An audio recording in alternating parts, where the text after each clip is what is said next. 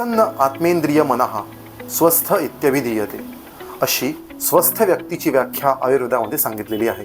याचा अर्थ काय तर ज्याचं आत्मा, इंद्रिय आणि मन हे प्रसन्न आहे किंवा स्वस्थ आहे अशा माणसाला आपण निरोगी माणूस असं म्हणावं असं आयुर्वेद मानतो। सो आयुर्वेदामध्ये जसं शरीराचं आरोग्य महत्त्वाचं आहे तसंच मनाचं आरोग्य सुद्धा फार महत्त्वाचं आहे।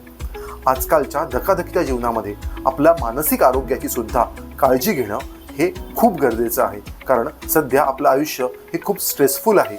आपल्या नातेसंबंधांमध्ये सुद्धा खूप स्ट्रेस आहे, त्याच्यामुळे आपल्या मानसिक आरोग्याकडे लक्ष देणं हे खूप गरजेचं आहे।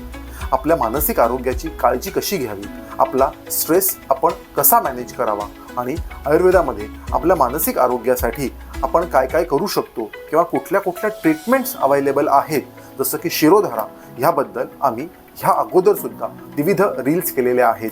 त्या तुम्ही जरूर आमच्या प्रोफाईलमध्ये जाऊन बघा की जेणेकरून तुम्हाला मानसिक आरोग्याची काळजी कशी घ्यावी हे जरूर कळेल। आणि तरीसुद्धा जर तुम्हाला व्यक्तिगतरित्या जर काही मानसिक त्रास असतील तर आम्हाला संपर्क करून कन्सल्टिंग आमचं जरूर त्याचा फायदा घ्या, कारण आपल्या संत वाङ्मयात सुद्धा सांगितलेलं आहे की मन करा रे प्रसन्न, मन सिद्धीचे कारण।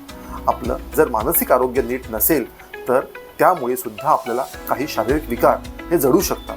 त्याच्यामुळे आपल्या मानसिक आरोग्याची योग्य ती काळजी जरूर घ्या आणि अशा प्रकारच्या इन्फॉर्मेटिव्ह रील्ससाठी आमच्या चॅनलला सबस्क्राईब करा। तसेच हा व्हिडिओ जास्तीत जास्त लोकांपर्यंत जरूर शेअर करा। धन्यवाद।